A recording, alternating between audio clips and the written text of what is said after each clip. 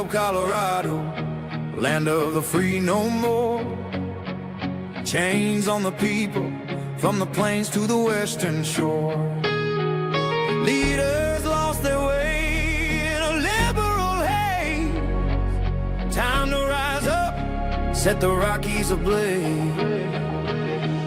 Colorado's bleeding, high crime on the streets. Denver's a war zone, can't walk without defeat. Immigrants pouring in, gangs like Trendy Agua run wild. Crimes unchecked, our safety defiled. Roads are crumbling, potholes everywhere. Taxes sky high, but they don't seem to care. Tables under siege, refunds disappearing fast. Liberal schemes stealing our cash at last.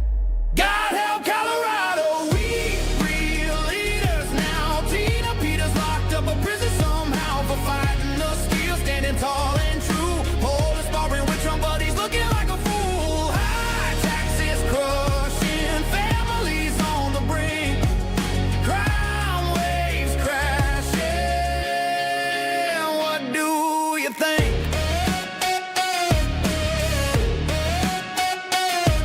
God help Colorado, break these chains we bear. American spirit, we'll fight anywhere. Election integrity gone, dark money rules the game. Homeless camps brawling, drugs fuel the flame. Polarized politics, Green Deal sell us out, but hope's on the horizon, no doubt. God help Colorado, we need leaders now. Tina Peters locked up a prison somehow for fighting the steal, standing tall and true. Police barring with Trump, but he's looking like a fool. High taxes crushing families on the brink. Crime waves crashing. What do you think? God help Colorado, break these chains we bear. American spirit, we'll fight anywhere. Trump don't make idle threats, they're all going down. Colorado rising, taking back the crown. God help Colorado, but we're fighting through. Red, white, and blue, forever true.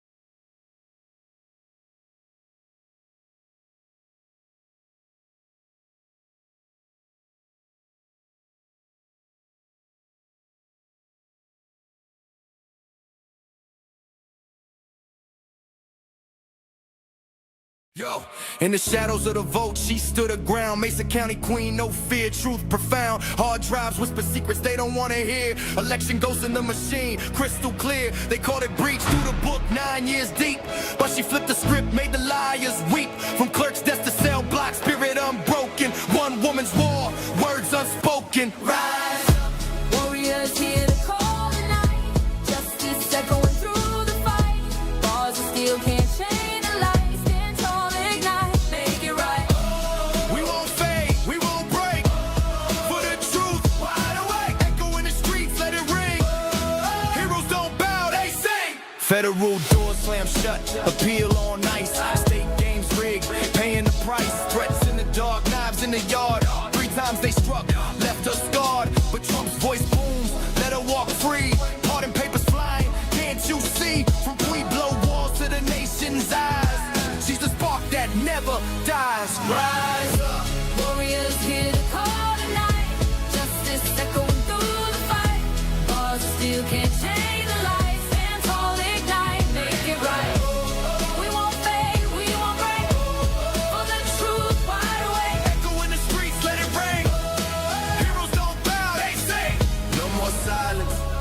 chains, voices unite, break the pains from the heartland to the hall of power. This ain't over, it's our hour. Sing it loud, feel the fire, truth's the fuel, lift her higher. Yeah, from the cell to the stars above, one fight turns to endless love. Rise up, make it right.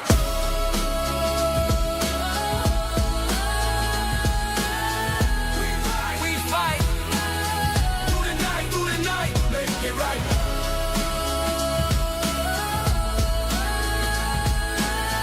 We fight through the night, make it right.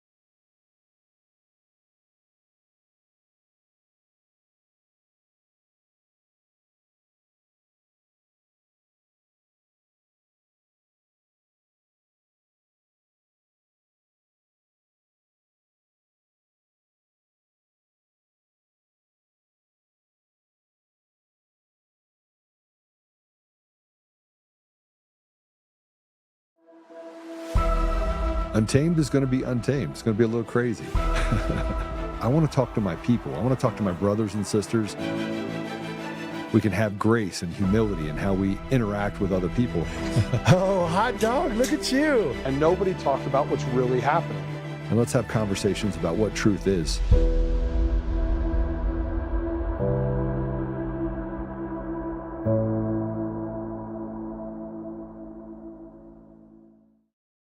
In reality, there were emails within Dominion and over to Belgrade, Serbia, to his head of development in Belgrade, Serbia, where they're instructing the guys in Belgrade, Serbia to come on and change the results in Antrim. Those results, the reason they went through different versions and it took so long, because there were guys in Belgrade VPNing into the back of the machine and creating virtual machines and altering election results multiple times at the direction of people of Dominion. And the CEO was in on all. So that's all in the emails. So I kind of lose track of the lies. It's not an American company. There are developers aren't have security classifications. They're over in the head developers in Belgrade, Serbia, and they do have access to the machines, and they are in fact changing results in that 3-week period while Antrim's trying to come up with some result. The reason it kept changing was they were trying to make their lies line up. So that's in the emails. So we've known this since 2023. Hey, welcome back. It's good to have you back after the Memorial Day holiday. I took a couple of days off. You'll notice that I wasn't on social media for the last 3 days. I needed to kind of regroup and take a little bit of time. Touch grass. I tell people to touch grass quite often. Like every time somebody goes and says something or does something where I'm like, oh my gosh, I don't think you're seeing it right. Go touch grass. So I went and touched grass. I took my own advice and got out for a little bit and had a little bit of a good time. This is, Patrick Byrne I was on the phone with earlier today, and we were talking through some of the lies that keep being perpetrated by Dominion and people in it, people like Eric Coomer, John Paulos, and how the substructure and the way the organization works allowed them to hide behind private equity firms and, shell companies, and how Dominion in Serbia then became Dominion in Canada, that became Dominion in the United States. And they were able to circumvent the election systems, but also to create parallels with ES&S, Smartmatic. Smartmatic, by the way, owned Sequoia voting systems. And we have these emails. We have all these emails. More importantly, ODNI has these emails, and we very much so know now that the CIA was deeply involved in the destruction of our elections and the stealing of the voice of the American people. I built a model, and I was going to put it out on Friday. I'm going to go through that with you over the next few days. But let's just talk about all the things that are happening inside of our government. It's a government at war with itself, and the American people are the ones that are fighting over it. And so I did this video on Friday, or Thursday, excuse me, where I walked through going back in history to the Magna Carta in the 16th century, and how it was the first time in the history in modern history, even going back to Roman times, that you saw that the power structure, it used to be that the laws were below the king, right? And so the king basically had all this power, could act with impunity, do whatever he wanted at any time, and the people were basically the subjects. Well, during the Magna Carta, what it did is establish the rule that goes above the king. And now the laws of the land even hold the king accountable. So what's happened in the United States, in large part, what's also happened around the world, is that the line of laws, this is the rule of law, the rule of order, the rule of just being a good person and running a civilized society. The reason why it's out of whack is because that law of being everything is below the law, legislative branch, the judicial branch, has now been moved down. And now we have special interest groups, we have the judiciary, we have the legislature, and we have the executive branch. We can't ignore that as well, because there's been lots of things. You have the auto pen and other things that have been done, and they protect each other. And you can see that the elitists and the power structure, the powers to be, are above that line. They're above the law. So Americans are largely subjected to laws on a persecutory standpoint, not on a prosecutory standpoint. And this is what happens when you have a breakdown of societal norms. And frankly, that's where we are right now. We're in a place right now where our country is hardly recognizable. So are other countries around the world. And you could only get here if you stole the voice of the people, because people tend to be pretty rational collectively. But you can take away that rationality if you replace it with the appearance that these are representative of the people in the community. And then they can act with impunity and change laws and legalize abortion up till birth and cut off penises and change the rule of what a woman is and create all of these really crazy, wacky, ridiculous things that we find ourselves debating, which are not up for debate. It's not up for debate. It really is the dark side that we've been able to uncover and say, well, this is ridiculous. And 2020 ushered in this world where they can just beat you with impunity if you don't follow what they say you have to follow.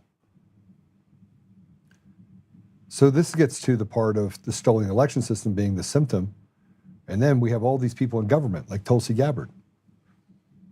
Well, Emerald put out this thing of why did Tulsi retire? So let's put this up. Several sources confirmed Ratcliffe's CIA did take back boxes of files from Tulsi's ODNI. How in the world did the CIA come in and do that? A number of ODNI agents have been threatened by Ratcliffe's CIA while being investigated themselves for looking into matters of CIA considers off limits. So who are these people? I was contacted recently because Tulsi wanted to talk with me. That meeting was stopped by Tulsi's chief of staff, Alex Henning, I'm told. I'm also told there's an open war inside the U.S. government between CIA and ODNI that has now reached the White House. Several members of the ODNI were recently removed or quit who were integral to investigations into election fraud and voting machines. Their role was to verify the technical accuracy of voting data. Without their expertise, these election fraud investigations could be halted. In October of 2025, the infamous Dominion voting system was purchased by a new entity, Liberty Vote USA. Details of that sale were kept private. Again, this is us, by the way. We're the public, and that's kept private. So your voting systems is hidden behind a trap door, a black wall that doesn't allow you to see what's going on in our country. This appears to be a simple name change, according to my sources. That means Dominion will operate as usual in upcoming elections, stealing elections with impunity. That's where we're at right now. Now, I want to point something else out. Dominion voting system sued everyone under the sun. Eric Coomer came after me. They wanted a proxy to be able to come in and shut Joe Oltmann up. And they figured, this is the easiest way to do it. We got a guy that's a system architect, me, against a guy that's a doctor, highly educated. I mean, certainly he's of better stock than I am, for sure, right? I mean, given the fact that he got a PhD, super smart in nuclear engineering, understands energy decay models, wrote a doctorate thesis, which, by the way, I've read every bit of. I've learned quite a bit. I had to Google some of the things that they were going through and learn about some of the different algos that he had that were in it, of which, by the way, I can't talk about this right now, but man, there's so much to talk about and how complicated Eric Coomer is as a person. Now, with that said, here's what became noticeably clear. Dominion voting system did not sue me. They sued everyone else. Now, they sent me a letter saying that they calculated it and said, oh my gosh, please, we're not going to sue Joe. We're going to sue everyone else around Joe. We'll get Joe to shut up because we'll go after Fox. They never sued me. Why? I was the tip of the spear because I was on that phone call with Eric Coomer back in September. From there, I put out a video in October of 2020 that said, hey, look, I've infiltrated Antifa. Then I'm up elk hunting. I'm sitting with friends, completely oblivious to a lot of different things. I get somebody sends me something. I read it. All of a sudden, I freak out, go through a bunch of information, gather up information, connected two and two to social accounts and all sorts of other stuff that said, yep, that's the same Eric Coomer that was on the call that we were able to verify. Here are his posts. That's two and two together, Antifa manifesto. I mean, it couldn't have fit more perfectly together. Then comes later, obviously, the attacks on me and my family that have persisted for the last 6 years. So this is, when it comes down to looking at things, when they say there's nothing to see here, and they put the sail behind a black curtain, and they don't let you see it as the American people, and it's supposed to be of the people, for the people, by the people. And they operate in a pseudo-government capacity, and yet they're above impunity, and they don't sue me. But Eric Coomer sues me, that goes on for 6 years, and Dominion wants to stay away from me like I'm the hot rock. But they sued everyone, from Patrick Byrne all the way down. Why? Why? Why? Would it have ignited a lightning rod of an event? I think it would have. They didn't sue Emerald Robinson either. They stayed away from the hot potato because they knew. They knew. Well, here's my response that I had to Emerald Robinson's post. Go ahead and put it up. It's hard to tell who is in the know and who is not. Even more difficult to understand the why behind the gaslighting and lawfare we're experiencing right now to hide the crooked machine software and mail-in ballots. We have them dead to rights, and yet we wait. Emerald is right about the confirmation inside of the ODNI, and yet we can see it, but nothing is done about it yet. I want to believe in 5D chess, and yet I understand that history has winners and losers for a reason. Some wait while others do the hard work. Most are not ready for the consequences, and most of the time the consequences are doled out with impunity. Take Charlie Kirk as an example. He is proof positive that we are at war. We trust nothing and no one perceiving is on our side. They will let the truth leak 50 years from now. That is useless. That is unless the hammer of justice or God's vengeance are released like a fury of the evil we are victimized by each day. Here's what I do know. The WEF signaled all of this. The world Team Evil has expanded their diabolical plans through degenerate surrogates. Those surrogates use stealing elections and perpetuating lies and bully sticks to change the ethos of not just our nation, but every nation around the world. Something is coming, that I'm sure of. What it is depends on what sacrifices we are willing to make today and move the line and restore nations. We must not only stand together, we must fight together. And if you think that what I'm saying right now, and I'm in the calming stage, like I have been stripped of my attorneys. I have had a judge tell me that I cannot interview the very person that can prove a lot of the things that Eric Coomer is saying are false. I mean, you want to talk about being hogtied. I have both hands tied behind my back. My legs are absolutely shackled together. And I can keep going forward and watching a judiciary that is so rotted that it's not even recognizable. It doesn't even represent any part of the interest for the people, which, by the way, we're going to go through and do a special just on how rotted the judiciary is and how bad it is. But I want you to see this. This is a state. This is a representative, Mike Boss, from the state of Illinois at the state legislature. Mike Boss, go play it. Not the American way. These damn bills that come out here all the damn time come out here at the last second, and I gotta try to figure out how to vote for my people. How ashamed are you? You should be ashamed of yourselves. I'm sick of it. Every year we give power to one person. It was not made that way in the Constitution. He was around when it was written. Now we pass rules that stop each one of us. Enough! I feel like somebody trying to be released from Egypt. Let my people go! My God, they sent me here to vote for them. They sent me here to vote for them, to argue for them. But I'm trapped. I'm trapped by rules that have been forced down our throats. Folks, we live in a democracy, but not here. But not here. So you go back and you tell your people, I'd like to do that, but the speaker has so much power, so much control, and each one of us do it in their districts. And have to go back and say that. And you can say on your side of the aisle, oh, no, that's not the case. But yes, you do. All of us know you got to deal with it. When's it going to stop? When's it going to stop?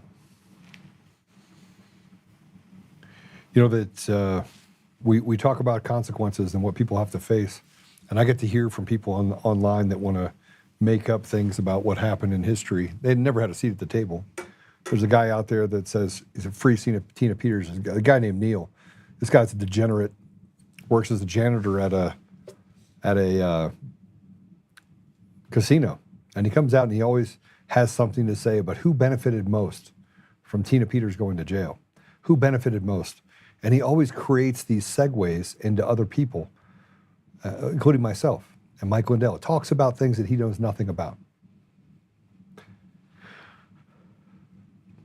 I had a conversation with Tina Peters this morning. And we have a guest today, by the way, that I actually met Chris Kyle a long time ago at a shooting event. And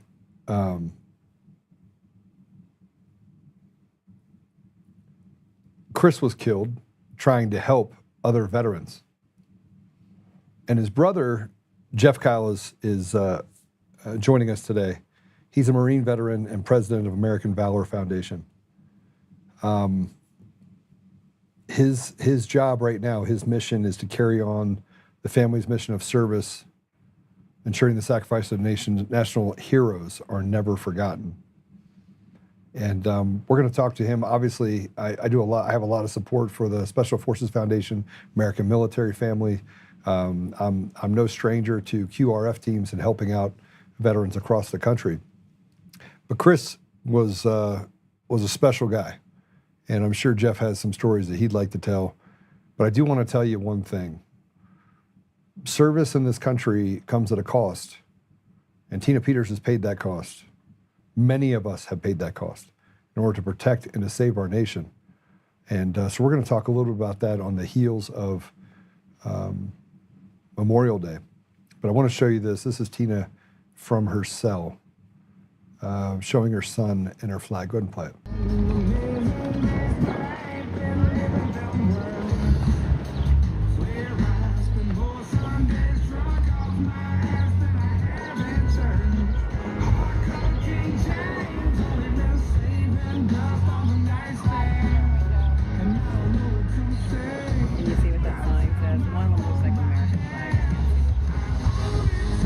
So one's the American flag, and I think the other one is her son.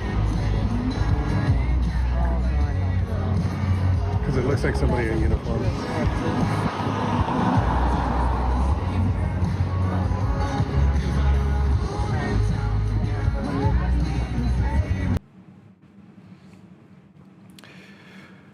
I got a chance to talk to Tina this morning. She's excited to be getting out of jail after over 600 days by the time she is released on June 1st. She's going to take a few weeks, recollect herself, and try to get back from the damage of being held as a political prisoner for the last 600 days. But now I want to just kind of segue that into some of the sacrifices that have been made. And with that, I want to welcome Jeff Kyle to the show. Jeff, welcome to the show.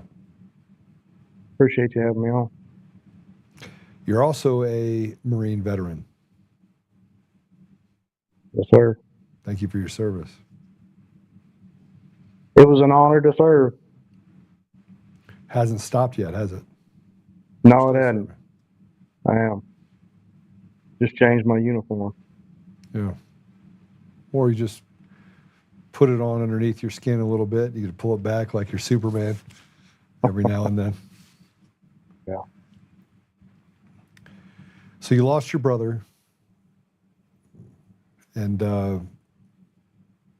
now you're carrying on his legacy, your family's legacy. Tell us a little bit about the organization, because sadly, this is it's now coming up into my orbit after many years. So, Chris was always out there trying to help our brothers and sisters that were in need of some fashion. And, we all assisted in that when he was still around, but we just, he was the light of it, he was the face. He had the push and the pull to do all of it. So after he was gone, we had to just continue on and try to keep fighting for our brothers and sisters, whether the military or law enforcement or, any first responder, to help them, because a lot of places, the government, whether it be city, state, or national, they're not going to get the assistance that they need. They're just going to get turned away. So, it's organizations like ours, and there's a lot of them out there, but I know ours, we try to help as many as we can. We're just a small organization. We don't want to be big. We don't want to be like Wounded Warrior Project. We don't give blankets for donations. We don't give teddy bears for donations. It's just whatever donations come in, then, that goes into an account. And whenever a first responder or a veteran is in need, then it goes right back out. Well, let's talk a little bit about, if we can. Mm-hmm. Let's talk about what's happened to veterans over the last 20 years. Has it gotten better, or has it gotten worse? The care of our veterans from a standpoint holistically, like government care, the VA, has it gotten better or gotten worse? Well, I can speak from experience that you have to fight tooth and nail to get anything, especially from the VA. It's almost like they intentionally deny everything up front because they know most of us are just fed up and are just going to go elsewhere. I don't know why they want to deny veterans, what they deserve, but you almost have to give the blood of your firstborn child to get any kind of benefits through the government. I know things have changed since I first started using the VA. Well, let me just. Some things have gotten better. It's not even just the VA though. I mean, if you look at the standard of care for the VA, it goes down like this, right? And they have TRICARE and they have all these different units that are pseudo government agencies that are trying to do a public good. So they're operating as a government agency, basically. But if you have cancer and you don't address the cancer, it gets worse. Correct? Okay. So follow me here, because I think this is important. This is an important distinction. The rhetoric for we love our veterans is through the roof. Like it's like, oh, we love them. Thank you for your service. Thank you for your service. And yet the standard of care and the things that are afforded that they should get. There's certain things that the government, if they send you to war to do things, there's certain things that they should expect from you in dealing with their mental health, their physical ailments that are caused by injuries that are created by being on the job doing the things that you do in the military. And yet you have private industry and you have private nonprofits that are out there literally working tooth and nail, scrummaging up as many donations they possibly can get, competing in that market because the VA has become so ineffective in taking care of our veterans. It's almost as if they would rather them just check out. Right.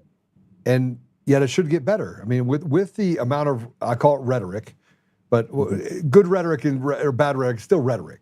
That hey, we want to be. We're thankful for our brothers and sisters that served.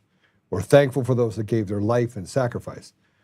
And yet the VA does a very poor job, almost as if it's trying to drive it into the ground, of taking care of the people that we're in. So it's being replaced by organizations on the outside that have to do that work.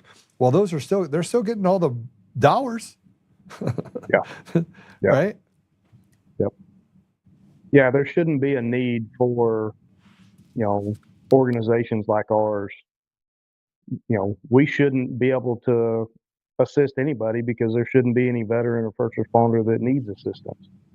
Yeah, I mean, you could expect that some would fall through the cracks. It's just it's human nature, right? There's just certain people that don't know how to ask for help, and people that don't know how to notice the symptoms of when someone needs help. That's across the board, whether they're a veteran or they're just dealing with other, childhood trauma or any other type of trauma that they could go through. Right. Yeah. But they also don't make those dollars available to your organization, do they? No. So you could fill in that gap for the VA. You'd gladly do it, would you? In a heartbeat. So all they have to do is just say, okay, here's your budget. You have the dollars for this. You don't have the capacity to take care of them because obviously you're letting them walk through the door. Why don't you help fund the organization so that we can do it on the outside because we actually care, because we're veterans taking care of veterans. Right. Yeah. It would take the limelight out of them. But they do such a poor job. It's almost, it would almost be better for them. Yeah. I mean, they say that they're helping because all they're doing is, they're throwing medications at everybody, sending them packages full of pills just to, put a Band-Aid over it and, make them like zombies so they don't feel anything. They don't see anything. They're there. They're not even present. I saw a statistic that I wanted to share with you, and that is 41%, nearly 41% of the homeless population in the United States are former military. They're veterans. I believe it. 41% that are living on the street. Mm-hmm. Talk to me about what your organization does. So, I mean, if there's anything that a veteran or their family, washers and dryers, paying bills, medical bills, getting mental health treatment, anything, car payments. I mean, we've done literally everything out there that we can think of to assist these men and women. I say this on a lot of things that I go on. We went and got the guy's wedding ring or his wife's wedding ring out of Hawk because he was at the VA at a in-house treatment for, I think it was a 9-week program. and he was the sole breadwinner. Well, his wife couldn't pay the bills because he was at the VA and not getting any benefits at that time. And she had to go hawk her ring, her wedding ring, so they could pay the bills. I talked to him at the VA, had one of the counselors actually contact me and brought me in, and I spoke to him, and he told me the whole situation. So we paid their bills for a few months so he could get back on track. Went and got the ring out of Hawk and gave it back to his wife. You know, I mean, it's simple things like that that are overlooked. You know, I mean, when somebody is actually trying to get help and trying to better themselves for their family and for the general public, and they still can't afford to pay their bills because they are getting that assistance that they need, you know, that his own wife had to go get rid of her wedding ring to pay the bills. You know, that's pretty sorry. No, it's actually worse than sorry. It's but you're filling that gap. How do people find you? How do people find the organization? Really just the website. I mean, we don't have billboards or commercials or anything. Word of mouth, the website, www.americanvalor.org or americanvalorfoundation.org. You know, there's places to sign up to get assistance. We have everything on there from the people that we partner with to organizations that we have assisted. You know, there's a program that we send couples to. Yeah. It's in the Colorado mountains. Yeah, I'm familiar with that. That's that place is amazing. You know, the things that it does, just getting out in the open, you know, getting back out into freedom and the wilderness and fresh air and being away from everything, being away from your phone, being away from your watch, you know, everything, just getting back to nature. You know, we take guys on hunting trips. You know, anything that we can do to get them to feel alive again, then, you know, we're going to do it. So let me so do you combine or create opportunities where you connect with like Family Care Center that has the, you know, psychology or the psychological help that they may need? There's a system called TMS. I think TMS. Yeah, yeah, it's basically a magnet. Have you heard of that? No, I haven't. I need to connect you with. So a friend of mine, Chuck, runs Family Care Center, and they use, especially for veterans, they use this deal in order to stop with depression. It takes away some of the PTSD and trauma that veterans feel. So I think it's TMS, TDS, I think it's TMS. But have you connected any with those organizations to help with, or here are the things that I can help on the front lines, or do you have other organizations that you work with that give that type of care? Not that type, no. We've never run across anything like that. You know, so I mean that would be awesome to be able to at least point them in that direction, to have that knowledge. You know, those are things that we didn't know about. So yeah, that would definitely be amazing to have a link to that. So what about, I mean, and again, I'm asking questions because I'm just trying to figure out how we, you know, so it's typically square peg, round hole. There's a lot of veteran organizations out there, but getting them to collectively work together, because you're fighting over the same type of donor dollars. So it becomes very difficult because everyone wants to be competitive where you're all trying to accomplish the same thing. So if you could, you know, find ways to be synergistic, it typically works out. But what about ketamine treatments for depression and things like that? Are you familiar with that? Some of the stuff that's being done out there? Yes, I am familiar with it. We have never had anybody ask us about it. You know, I am familiar with it myself, and I do have, you know, ways of getting people in touch with providers for that. But we've never had anybody ask us about that, you know, and just like the ibogaine treatments as well.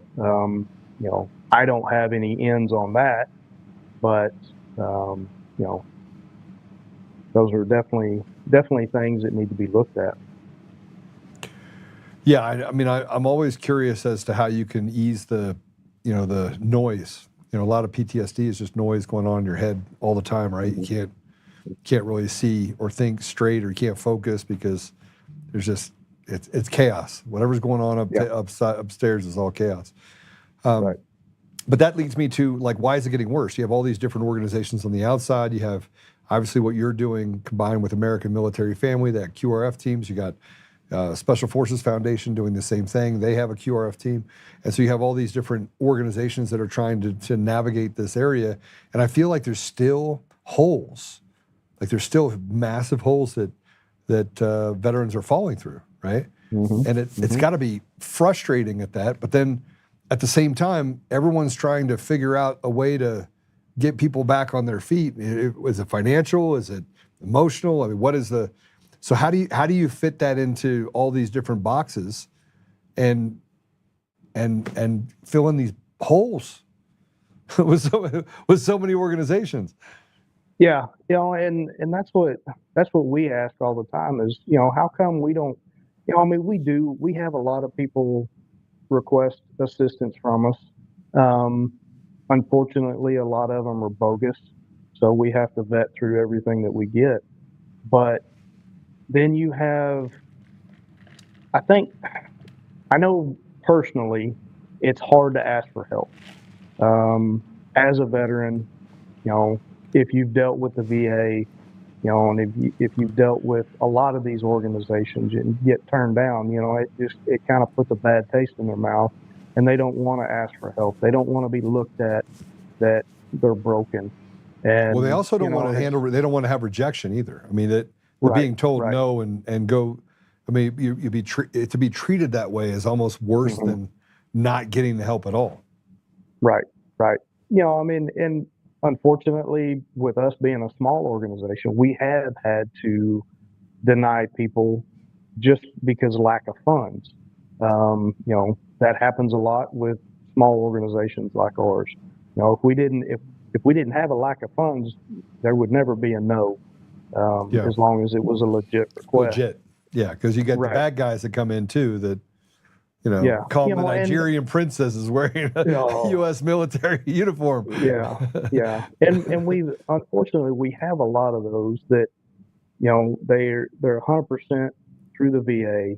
They have amazing jobs that they make a ton of money, and yet they're requesting assistance and we go back and we research everybody that requests assistance from us, and we look into them. And, they're spending thousands and thousands and thousands of dollars on boats and cars and, getting their man cave together and all this kind of stuff, things that aren't necessary, and still they're living outside their means, but yet they're trying to get help. And I got a story for you. I think a lot of people have been denied because these organizations are assisting individuals like that. They're not doing their due diligence and researching these veterans, and they're going to take advantage of the system. And then that leaves nothing for the ones that actually need the assistance. So story time. I was on this men's group that we have. It's a community group, and this guy goes, "I really need help. I can't pay my mortgage," right? And so I just, it was a sad story, man. It was a really sad story. So I was like, "All right, I'll put up $5,000." Right? I mean, he's a veteran. He checked all the boxes, right? And so I sent $5,000. So he friends me. He friends me on Facebook, right? His friend deal. I'm gonna send $5,000. And it went through this thing called Dad's Cash Rock. And the next week, he's in Mexico drinking at a resort, sitting in there living his best life. Bro, I haven't been this angry. I was pissed. I was pissed. Yep. I could have gone to Mexico too. Right? Yeah. So because I'm not built that way where I shame people, I privately send them a text message and they block me. Oh, well, yeah. Right? So I went back to the group and I was like, here's what you need to know. I already knew it was going to be a problem, so I took pictures of everything. And it's one of the first times that I didn't do any of my due diligence. I just felt terrible, like all the stuff that he was saying. And turns out he's just a grifting you know what. Yeah. Right? Yeah. And Scam artist. yeah. So now he's on the 86 list. Yep. I'm not even sure he still lives in the community. I think the whole community is like, get out. Right. Yeah. Yeah. And, you know, in my line of work that I'm in now, I'm in law enforcement. So I see it all the time. And these guys, men and women, they use it as an excuse. Yeah. And they play the pity party instead of trying to help themselves, being a warrior and continuing with the fight. Even though the fight isn't what it used to be, we still have to continue the fight. And they're just sitting back and wanting handouts and, you know, sticking their boo-boo lip out and, you know, hey, feel sorry for me, give me this, give me that. And, you know, it doesn't work that way, you know. And then you've got all the immigration, you know, everybody coming over here illegally gets free everything. You know, so it's kind of it's a slap in the face. A lot of guys are going towards the homeless, you know. I mean, it is. They're secluding themselves so much that they're going and living in boxes under bridges and in the woods just to get away from themselves, away from society as a whole. And it's wrecking families. It's literally wrecking families. And so people that take away from people that really need it, you know, it also makes me, I mean, I pause now. Every single time I go to give or to do something, I pause and I'm like, is this guy legit? Right? Yeah. And I shouldn't have to do it, right? I shouldn't have to do that. But our system has become almost shameless with the amount that people are willing to take. You know, so I met Chris at a shooting event in Minnesota. Man, what year was it? I own gun stores and range. I'm a partner in gun stores and ranges. We're one of the largest seller of guns and ammo in the state of Colorado. And I think I provided or we supplied a bunch of ammo. He was doing a shoot with a bunch of veterans. And, you know, one of the things that you've said is that Chris possessed the purest form of patriotism and love of country. And when Patrick put that up, I was like, that's what I saw when I saw Chris. Mm-hmm. Like this guy was driven in a way that is just not normal. Like almost in a way that he could heal himself while he's healing somebody else.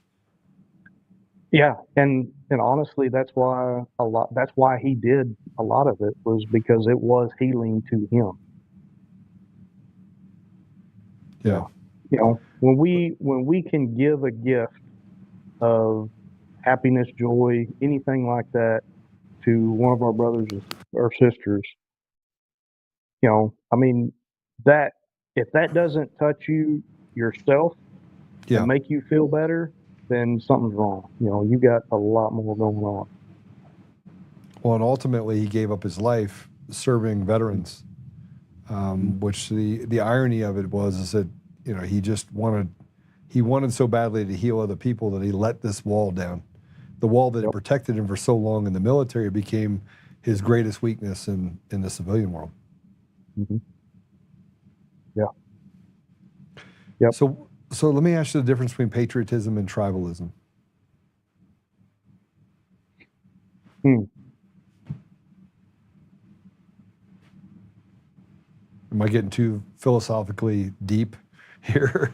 Because I feel like we're just in this place where... For me, tribalism would be just, you know, those surrounding you in your circle that you care deeply about. And then patriotism is, you know, for the entirety. That's the way I see it.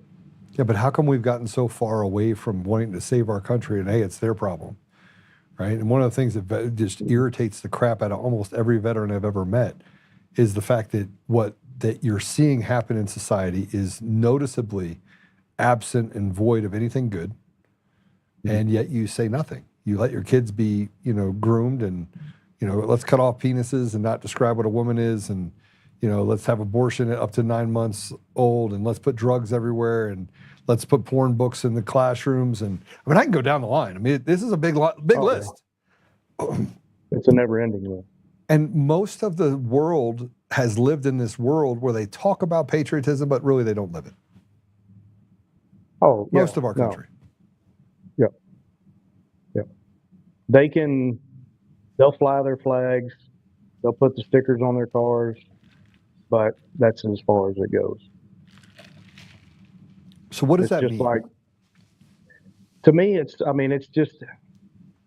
slap in the face. I mean, it's just like people that put blue line sticker flags on their cars because they think they're not going to get pulled over because they support Virtue law signaling. enforcement. Virtue signal. I mean, they're not. If I see a vehicle with that sticker, I'm probably going to pull you over because of it. I will find a reason to pull you over and see how supportive of law enforcement you are. The truth comes out. Jeff's like, yeah, gotcha. You're you know what? Yeah. You got a pretty mouth. I might take you to jail for this one. Yeah. And I don't know. It's everybody it's just like Christianity, being a Christian, right? Everybody says, yeah, I'm a Christian, I'm a believer.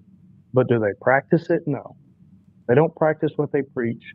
They want the stickers, they want the crosses on their cars, they want to wear the necklaces, but they're not Christians.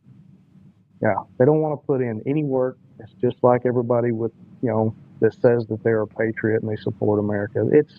They're not doing anything. They're not putting in any effort, any work to show that, to back what they're displaying. The part that I look at, I like to build models, and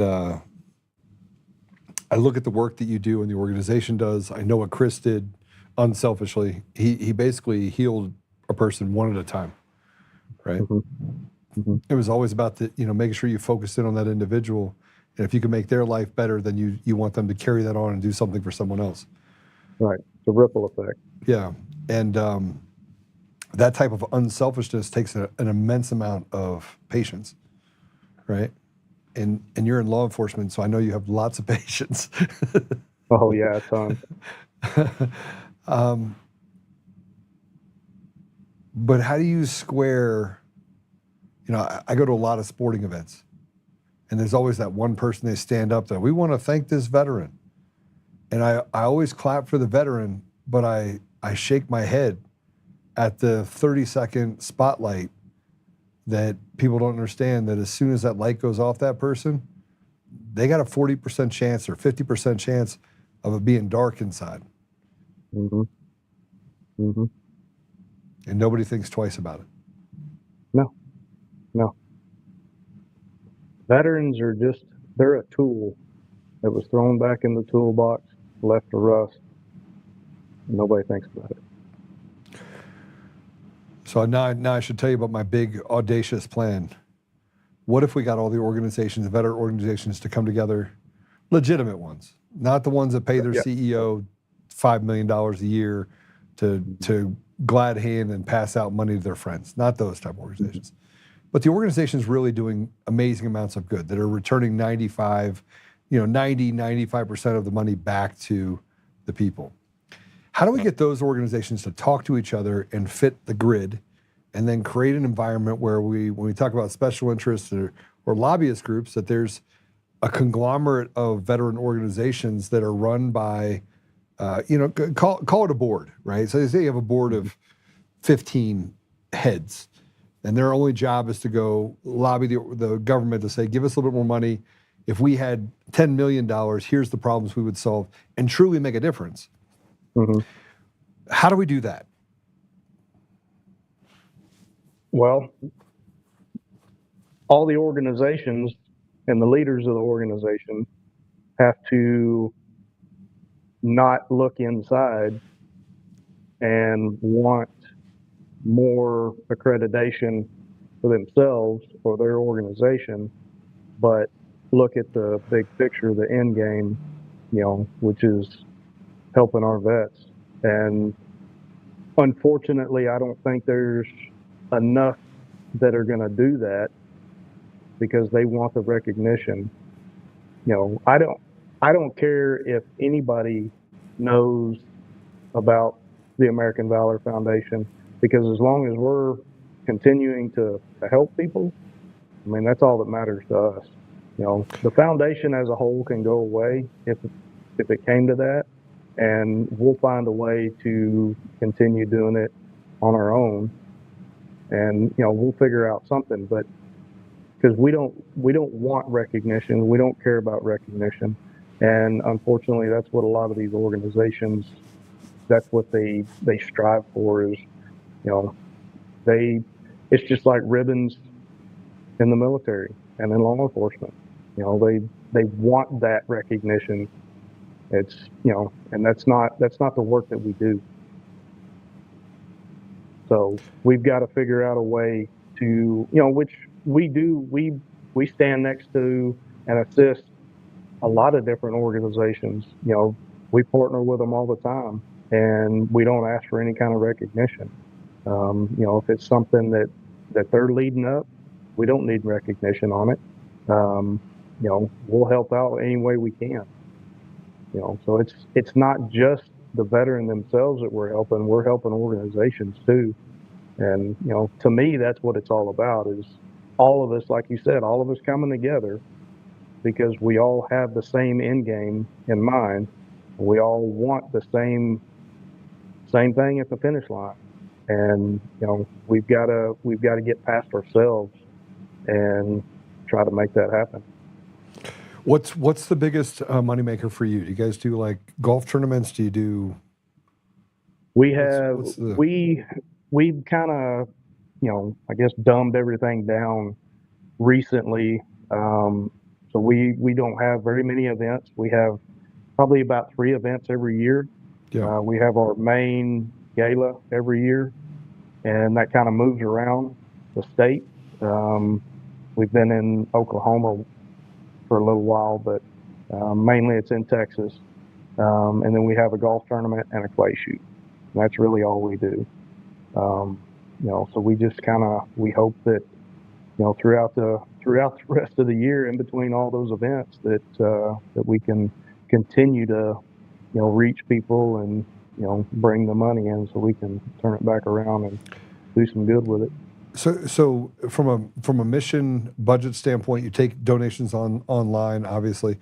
I'm a part of the 33 Alpha program. I don't know what that is. I just give a bunch of money to the Special Forces Foundation, and then I help out when needed for governance and how to help veterans in different areas.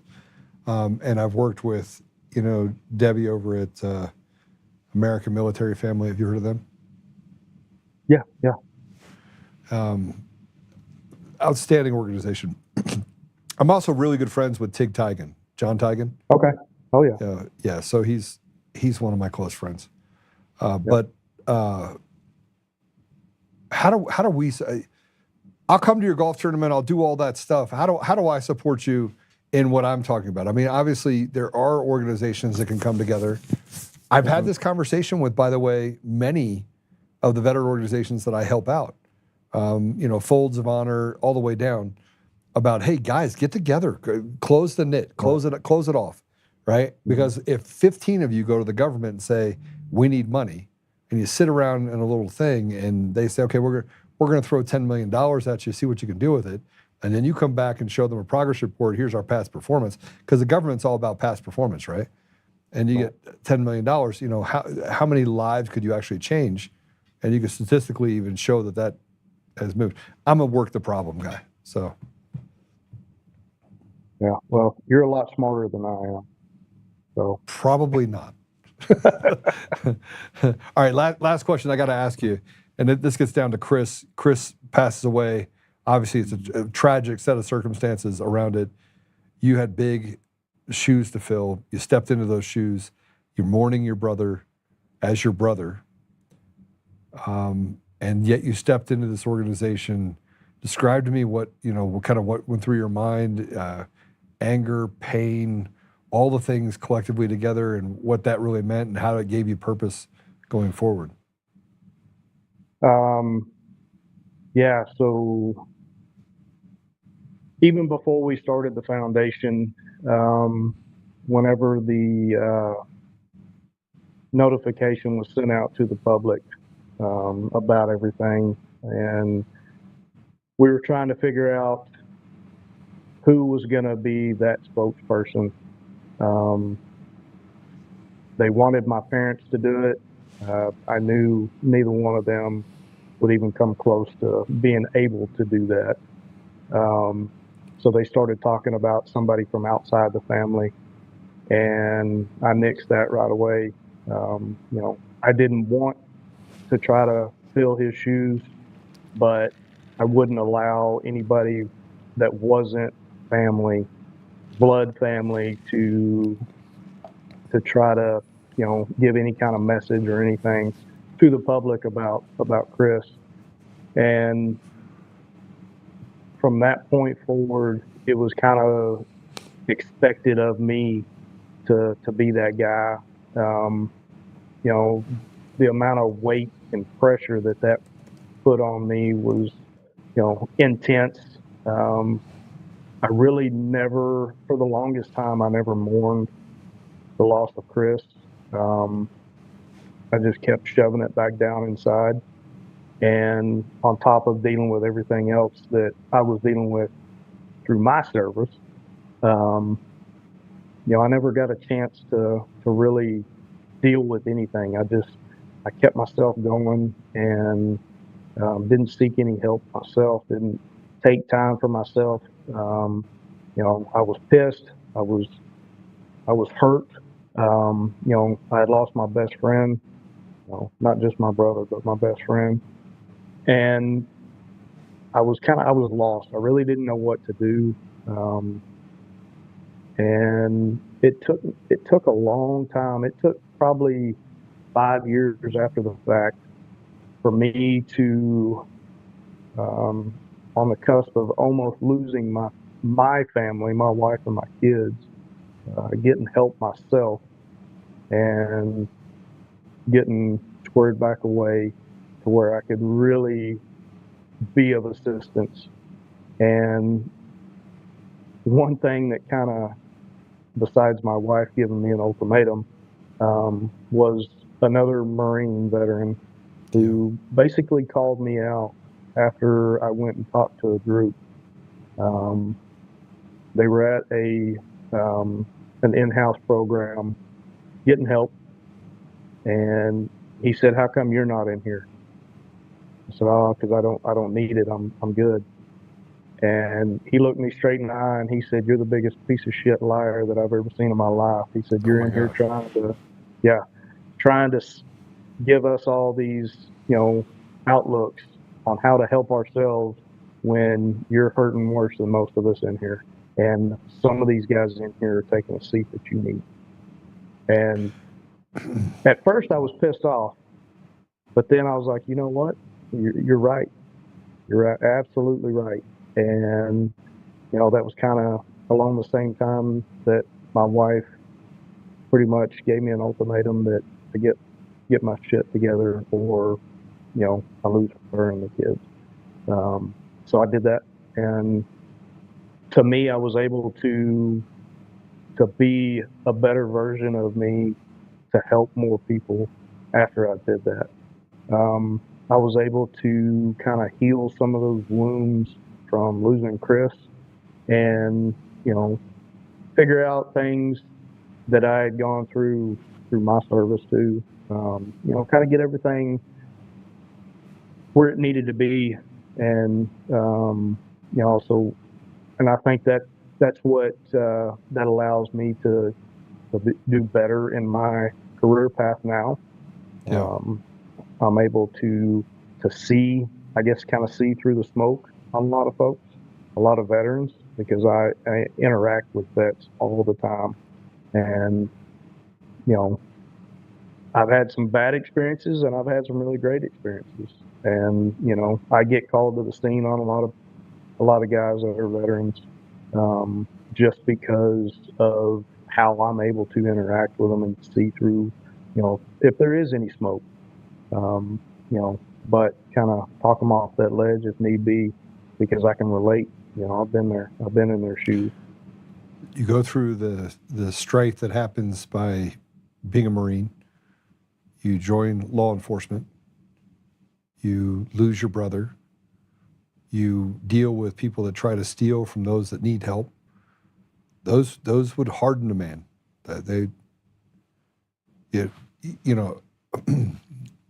My brother was murdered by a police officer in 2017. Got away with it. And I grew up hating police officers. Like FTP was a real thing. You know what that means? Yeah. Oh yeah. Yeah. No. And I hear it a lot. We were 5-0 meant you were running. Like you just beat feet. It didn't matter if you're doing anything wrong. You heard the word. If you heard 5-0, you were off. And I grew up in DC. And before my brother died, I have strong relationships in the community with police officers and things like that. I believe that shitty people is individual. It's not a collective team sport. So the police are not collectively bad. You just have bad apples, right? And frankly, if you want to stop some of the recidivism that happens in the community, actually start taking away qualified immunity for judges, not police officers. Sorry. Right, because they're terrible. But it took a lot to reconcile all that, because I had all this trauma. Call it trauma. I had a shitty childhood, right? And I grew up a hood rat selling drugs. Sorry, I found Jesus, took me a different direction, but I had to reconcile the way I grew up and the things that I knew with what I had become. And then in the middle of this, I lose my brother, who worked for me, who was trying to turn his life around. He was a 1%er. He was. I literally turned him so far to the place where he's good, and then a single night I always say nothing good happens after midnight, and I'm getting a call the next morning, my brother's dead. It devastated me, and now you have to take and I'm just describing it for you. You could tell me I'm full of shit, but you have to take all the things, all your experiences, everything that's going on in your life, and you put on your brother, losing your brother on top of that, and you've got to go out there and be forgiving and generous and all these things, and all you want to do is just choke the shit out of everyone in front of you, right? Yep. And typically you take that out on your own family first. 1,000%. And that's where I was at. Yep. So, and there's not a fix for it. No. Right? There's always going to be those times, you're always going to think back, and those emotions are going to flood back in, but because we're human. It comes back fast, though. It comes back real fast. Yeah. And unexpectedly. Unexpectedly. And it could be a weird smell, right? Yep. Yeah. Yeah. Yeah. But, we find ways to cope with it and deal with it. And we can feel it coming. Yeah. We can feel that those triggers fixing to snap, and we can go touch find grass. ways to. Yeah, exactly. And when you said that earlier before I came on, man, that 100% touch grass. Yep. Look, I worked in the Middle East and Africa as a negotiator for 6.5 years. I've seen the worst of humanity. Yep. The worst. And then growing up, I saw the worst. And then, in life, I've seen the worst. And I know this about myself. If I don't slow down to touch grass, I'm going to hurt someone. Yep. Right? And I think men that are warriors, that are real men, that are God-fearing, good men, we can recognize that about ourselves eventually. Eventually. Takes a long time. But there's this little area where your wife has to literally yank you up and be like, what the hell? What are you doing? Yep. Yeah. I actually had to leave a department, a city department, because I was starting to get back to that, because it was run and gun all the time. Yeah. And that, I'm not a spring chicken anymore, but I still have that, I have that desire and that drive, and it was starting to take a toll on the family, and we could all see it. And I had to leave that department to go to a smaller county department that is pretty quiet, to kind of ground myself, get back to me. Well, the problem is that it's when you slide hard, right? Mhm. So you got to make sure that, I mean, we're the most dangerous parts to ourselves and to others, right? We're our own worst enemy in a lot of different ways. Yeah, and we are vicious when it comes to ourselves. Yeah, yeah. Well, two things. One, I'd like to support you, so we'll make sure that we make a donation to you personally. I will. I'd like to talk to you offline about how I can help you in a larger capacity. Just being a resource. I mean, I'll donate guns if you want me to donate guns for a charity event. I'm always down to be my brother's keeper. Awesome. And then the second thing that I will say that I think is important is that I want to get organizations to come together. So I don't know. I was just sitting here. I talked about it with Deb. I talked about it with lots of different people, and I'm like, guys, you guys got to make it more about them than it is about you, right? Mm-hmm. High tide raises all ships. If you can solve the problems, and we can find the money, we can find the resources that are there and should be available to hold them accountable. But you're stronger as together than you are apart. So figure out a way I can help with that as well. Yeah, no, that'd be great. I mean, we're all about teaming up with others and, reaching that goal. Duluth, Minnesota. That's where it was. We were in Duluth, Minnesota at a shoot, and it was in 2012. I remember. Okay. I was trying to figure out when it was. I was like, son of a bitch. Like, where was it? I'm like going through it in my brain. And then it hit me. It was in Duluth. 3 hours outside of Minneapolis. Okay. Was there a Green Beret that was there as well? Yeah. John Wayne? It might have been. I'm going to have, what's his name? Patterson. Stutters. Do you know Patterson? I don't know him, but yeah. So I make fun of him every time I talk to him. He's like, what's up, Joe? I'm like, nothing, brother. He appreciates it. Everybody else like, you're so mean. I'm like, you have no idea. Yeah.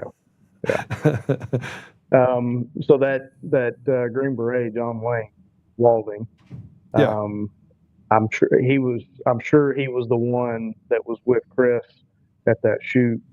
Yeah. Myself and John would actually go back to that location several times up until probably 2017, probably. Yeah. Is that when they sold the property? Was that that might have been when they sold it. Yeah. I think you're right. I think it was right after we stopped going up there was when they sold it. And new owners came in. Yeah. But yeah. Little commie bastards. I'm just kidding. Kinda. Sorta. Really, yeah. Not really. Yeah. No. Yeah. Minnesota's a little different. It's so different. It makes you want to choke them out a little bit. See, that's the part of me that wants to come back. It's like the little devil over here. It's like, choke that guy. Yep. You did remind me never to, like the whole blue line flag on my car. My wife was like, we should put this on. I was like, nope. You're likely to antagonize someone. You just proved my point. Yeah. There you go. Yeah. You either get broke into or you get pulled over. Yeah. Neither's good. Neither's good. Nope. Oh, brother, it's so great to have you on. Thank you for joining me, and thank you I for appreciate you having your service, and thank you for your continued service. Likewise. All right. Likewise. Yep. You too. All right. I'll pray for you after the show, and I'll make sure I reach out to you afterwards just to say what's up, Awesome. what's up, and see what I can do with you. I appreciate All it. right? All right. God bless Thank you, you. brother. Right. Likewise. These are the type of conversations that may not be as important to you as they are to me. This is therapy for me in so many different ways. It's amazing to just have a conversation with someone that you can see so clearly, and not from the same life experience, but just from the same perspective of just how you see things going forward. And what's interesting about Jeff is that he's carrying on that mission, but in the middle of all of it, he had to rebuild his own house. I don't think you guys caught that, but that just the ability to have, regardless whether it's forced or not, to get to a place where you recognize you have to rebuild your own house as you're helping others build their house. That takes an immense amount of sacrifice and an immense amount of just sheer will. So we're gonna take a break. When we come back, I got a ton of other stuff to talk to you about. Whew. And you know, we need to start separating the wheat from the chaff. We need to start putting good people on one side, not based on left or right, just good people. And I think you could start, arguably, you could start just left of center, and that's 99%, and go to just left of the far right. And this is a group of people that are actually pretty reasonable. But the people that have become the spokespersons for the public, frankly, should be taken out to the woodshed and whooped a few times. They act as if they are the arbiters of reality. They're the ones that speak for us. They don't speak for us. They don't speak for us at all. So we're going to talk a little bit about that and what should be done about people like Don Lemon and others that have really done some huge amount of damage to our communities. We've got to get back to the people's party and the fact that we're caring for people in our community. And these people try to make it impossible to do that. So we're going to talk about that and more when we come right back.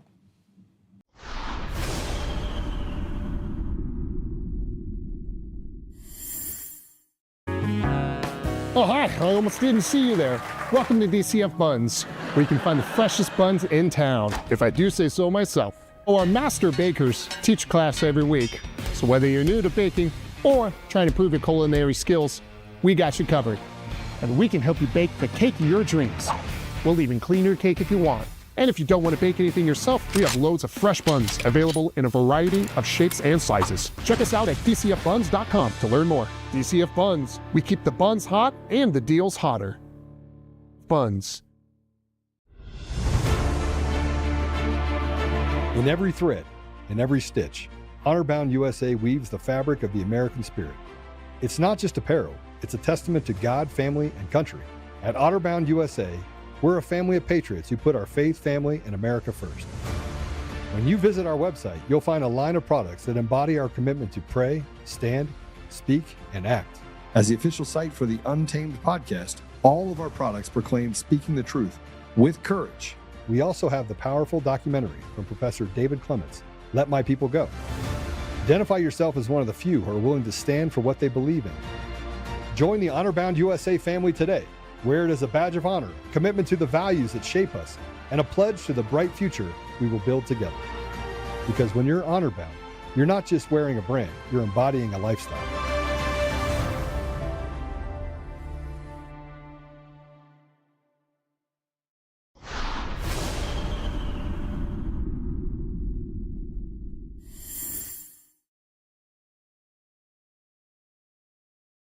Listen to what this guy says, because it's proving to be absolutely true. Watch. I made two separate videos before the election.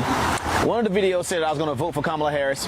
The other video said I was going to vote for Donald Trump. And I just wanted to see the mixed reactions from people and how people would react, because I do a lot of work from my hometown, do a lot of work from my community. I work with young boys. And I never said who I was voting for. But I made those two videos because I wanted to show people how they are in reality. I made the Donald Trump video and I made the Kamala Harris video. Under the Kamala Harris video, you definitely had some Trump supporters like, well, we understand that you may have a different opinion or whatever, but we still support what you do. Maybe you'll wake up one day, etc., etc. You know, things like that. It wasn't nothing vile, wasn't no bad comments or nothing. I make the Donald Trump video. I got people that unfollow me. I got people saying they can't support nothing I do no more. I got folk calling me all types of names, etc., etc. But what's crazy is all of the Kamala Harris supporters have become what they accuse Trump supporters of being. When you say you support Donald Trump, y'all be ready to kill him. Y'all ready to burn him at the stake.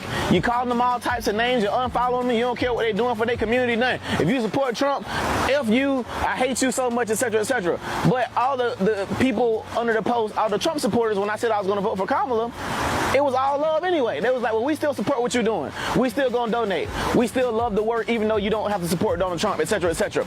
So I've only received hate from the people that call themselves the tolerant side, the side that's supposed to be about love, the side that's supposed to be, that's not about hate. But it's crazy because anytime somebody doesn't agree with you, all you spew is hate. All you give is hate. So it's funny how everybody who call themselves Democrats, you have turned into what you accuse the Republicans of being. How interesting is that? The harsh reality is that the left is literally projectionist. But who is the left? I was having a conversation with a friend of mine. I've been called everything in the book. Anti-Defamation League says I'm an anti-Semite.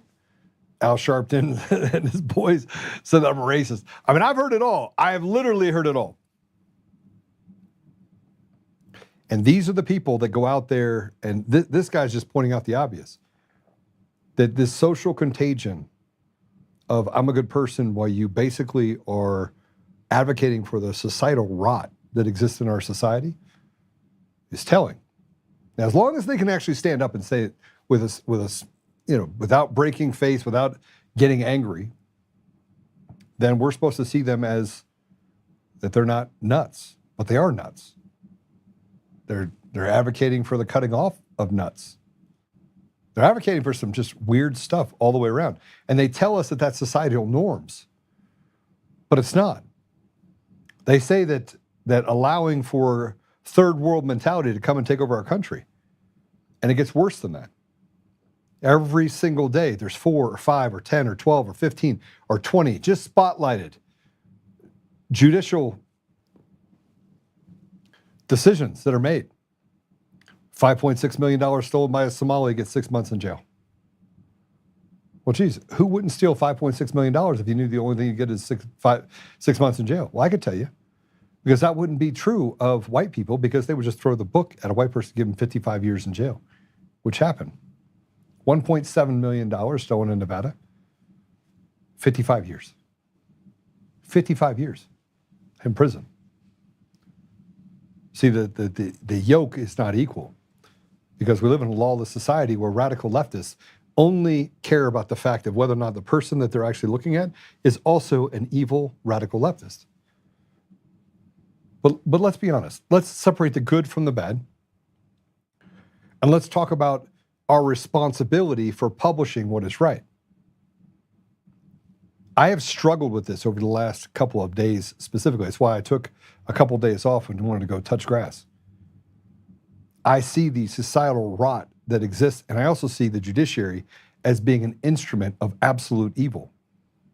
And that the people inside of the judiciary, the judges that are actually good people, are choosing to retire, much like police officers are choosing to retire rather than fight against a corrupt system that allows for police officers to literally be treated as, I don't even know, for target practice. And on this show, we've said it quite often. I will talk about the fact that if you commit treason, you should be hung. If you commit treason, you should face the firing squad. I've been called everything in the book. They've said that I have mental issues. I probably am the furthest person from having mental issues as you're going to have. I've sat down. I even made it a point recently. I go, you know what? I called up my attorney having to deal with this, and I was like, I should go see someone. I should go see someone just to make sure that I'm doing a neck-up checkup. I'm sitting out in the hallway with a friend of mine's wife, and she's a clinical psychologist, and I was like, maybe I'll just start by seeing you. Maybe just tell me what's going on in my brain. Because I'm an arbiter of reality, so I want to see that. And then I see people that we put up on pedestals, and we said, this is normal. President Trump, over the last couple of days, has been more than vocal. He says, well, your critics say, and he goes, I don't give a crap about my critics. Why would I care about my critics? I actually don't care about my critics. Now, I give I give critics air because anyone that's a sensible, smart person always wants to make sure that they're going true north. And you're never truly going to be true north. But if you take the time to actually at least examine your own behavior, you can say, maybe I should have softened that a little bit. And then President Trump follows it up, and he has this amazing sense of humor. And you'd say, well, Joe, what about this and what about that? Tulsi Gabbard, things are going with the elections. He's got so much on his plate. Imagine what we go through in our lives. Imagine just having one judicial problem, one case where you have someone putting their thumb on the scales of justice that is lying with impunity and is serving the interest of Team Evil. I'm in the middle of that case right now. I have a judge right now who literally has no business being on the bench, who I found out worked for the law firm that represented the private equity firm that owned Dominion Voting Systems. True story. The judge in the case for Eric Coomer that was put on the bench, Polis put him out there, worked for the law firm that represents Staple Street Capital. And you know what? It all starts to make sense when you start looking at the fraternities that exist everywhere. But right now I'm talking about another man who gave air to someone that called for the killing of you and me. Play it. All up. My kids, fuck all up. And fuck Charlie. That's how I feel. And I've been saying it, you know. So I'm gonna be Charlie for Halloween. Put a fucking hole in my neck. And free Tyler Robinson. The fuck, in my eyes, that's what a patriot is. Shit. Just free him and send him to the military. He a good shot. You can't deny that. Send him to the military. Shit, maybe help the country. Thanks, man. I appreciate it. Thanks, man. I appreciate it. This is the same Don Lemon that went into a church that should have been charged with a crime.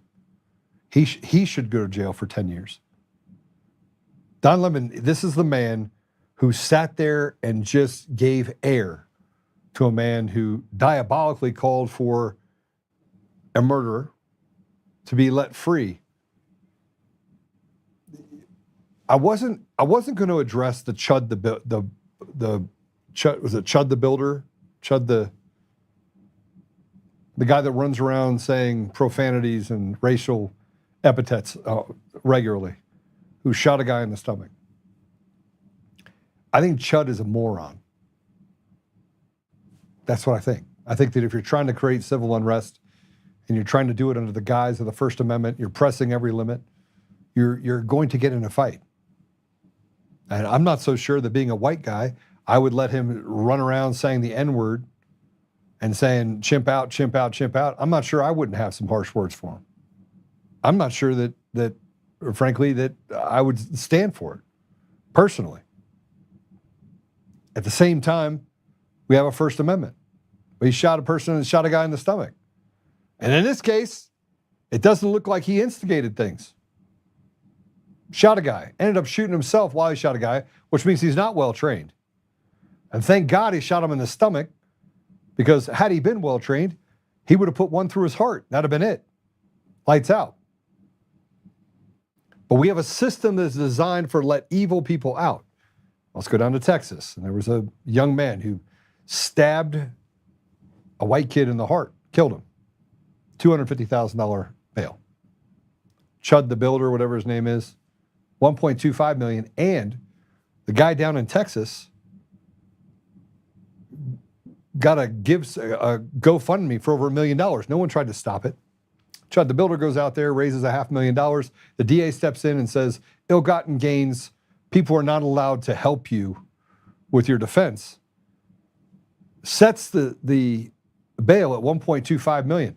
It is as if the system is designed to do whatever the system wants to do, and that the law, the line of law is above the people. But above that line are DAs, government employees, you name it. They're all up here, the haves. And you got guys like Don Lemon that go into a church and terrorize people while they're in a position of faith. But if someone walks in and yells inside of a mosque or does anything to question the powers, as Jake Lang did, going to a Chud the Builder, whatever his name is, Chud the Builder. And by the way, I don't advocate for Chud at all. I think the guy is just he's a glory hound. You could like him or dislike. I don't care what you think. What I can tell you is if you walk out and you poke the bear, man, the bear is eventually going to poke back. There's 100% chance of rain at that point. Something's going to come down on you. I mean, you got guys out there, frankly, that would shoot their grandmother. And you don't think you're going to be able to walk out in the community and use the N-word and tell people they're going to chimp out and not have somebody shoot you? No, it's going to happen. And he's lucky he ended up on the end where someone just took a punch at him and he just shot him in the stomach. And he's lucky no one died. But the First Amendment is absolute. Short of going into a movie theater, it's absolute. You should be able to share your thoughts. And they said, well, social media makes it so that the message can go out further. There's always been a form of social media that existed. Radio, TV, it's all the same thing. Magazines, these are all ways that you can distribute direct mail, you name it. You could have done it. And they're acting as if social media is somehow different. What is becoming obviously clear is that people like Don Lemon, they can platform people that call for the murder of people like you and me. Charlie Kirk was an amazing man. The vacuum that was created by Charlie Kirk's death was purposeful by the CIA and by this group of people who has stolen your voice, period. There's no other way to look at it. There's a 100% chance that our elections in all 50 states, in every county, in every jurisdiction where there's an election machine, they're stolen. Every single one of them. There's not one election that happened in this country. And if you think that that's not true, then why do they keep moving the goalposts? And you have ranked choice voting and the risk limited audit, even though we found out risk limited audit is just code word for that's bullshit. Because they have the ability to have stored procedures that are inside of the system that allow for them to pick and choose ballots they know are real. Therefore, they can bypass any amount of fraud that exists. And if what I'm saying is not true, then how come the systems that they use for elections are not transparent? And neither was the sale of Dominion voting systems to Liberty Vote. Why wasn't that public? You're doing a public good. You're serving as a government agency, and yet you're allowed to hide that from the American people. This is what's happening on the left. And you know what people are actually saying now? People are saying we've had enough. It's not a two-tier justice system. That's not what it is. It is tyranny that has captured our nation. And the people like me that literally have to fight every day, carry a gun everywhere they go, have to literally be on the ready at all times. We're the ones that get to suffer while people that do really bad things in their community get let off scot-free. And let me just tell you how bad it's going. And how quickly it's going to, I'm telling you right now, the de-evolution of what's happening in the United States is about to come to a halt, and we know who they are. We know who have caused this. We know who they are. Well, I want you to see this. This is what's happening in Seattle. Play it. We just saw a Honda Element drive around here, so we got to put a stump over there, I think. Can't just illegally block the road because... Another conflict divides North Seattle's Greenwood neighborhood. It's either this or bullets in my neighbors' houses. Not gunfire, but how far residents are going to stop it. Our neighbors put these up in self-defense. The risk of emergency services not being able to get through here is greater than the good that they think that they're doing from putting up this. Makeshift barricades now block 3 streets off Aurora Avenue, and they're building frustration. And I just don't think that this is the right fix.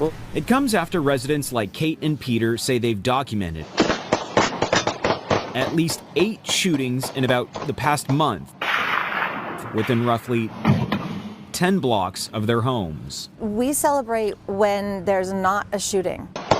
Until that evil is taken care of, we got to deal with this. Seattle requires permits to block or place structures in public streets. Unauthorized obstructions can lead to fines or removal orders. Kate and Peter say they were built over the weekend and say they don't know whether a permit was approved. You can't just move these makeshift barricades out of the way. And you can see here they're made of dirt, gravel, chunks of concrete, and even logs. But doing it yourself, I don't think is right. Some say it goes too far. It's not a good way to protest. It doesn't solve anything. It's not a fix for sure. It's a Band-Aid. This is Tylenol for stage 4 cancer. Conflicts between neighbors ended in understanding and, in one case, a handshake. I'd shake your hand and give you a hug if you're into it. But, I'll shake your hand, sir. Yeah. What's your name? Peter. Peter Clark. As neighbors push the city to stop the violence, their homegrown roadblocks could find themselves at the top of the city's to-do list and be removed. We're at the point of we have to choose between the lesser of evils. We have to choose between the lesser of evils. Elections are the thing that actually drive the success of your communities. They're the ebb and flows of societal norms. The mores of society are dictated by the people in the community and what they're willing to tolerate or not tolerate. And yet, what you see happening in Seattle is that they're not willing to tolerate it. Now, they're still milquetoast, and they're still not doing what needs to be done and what should be done. In the 70s, you had the Black Panthers. You had the groups that would go out in New York City and Washington, D.C., and they quickly became corrupted by people that wanted more and more power. But now what's happening in our communities is we're having to sit back and watch as they say that, hey, that's not the right way to protest, as you heard that woman say. That's not a good way to protest. Well, was a good way to protest in Seattle where they had Chaz zones that terrorized business owners and their residents, where they're held hostage by people who frankly walk around with all sorts of makeshift weapons, burn down buildings, and do harm to you and force you to be a part of their societal norm, or they ostracize you or attack you? Which one? And the fact that we're having a debate about this specifically is problematic. It's problematic because it doesn't represent the interests of the people at all, who want life, liberty, pursuit of happiness, and for the deserts that exist to disappear. All too often, they come into our communities and they take away our gun rights. They take away our First Amendment rights. They tell us that the First Amendment is not absolute. The idea that you can actually petition for redress of grievances, which is a part of the First Amendment, and also that you're allowed to protest. Not allowed to do that either. We saw that on January 6th. They called it an insurrection, where a couple million people got together and went to the Capitol and said, you stole our election. We have been resolute about what happened in 2020, 2022, 2024, and now soon to be 2026. We saw as the CIA came in and grabbed up boxes from the ODNI that had absolute proof of election fraud, and that the fact that the gaslighting that's had happened for so long, we're sitting on the sidelines going, you call us crazy, and we're the only sane ones in the room. But see, they know that they're insane. They know that putting up barriers should be an ideal way to say, look, I'm going to protect my community so I don't have bullets flying through my house. But that's not the case.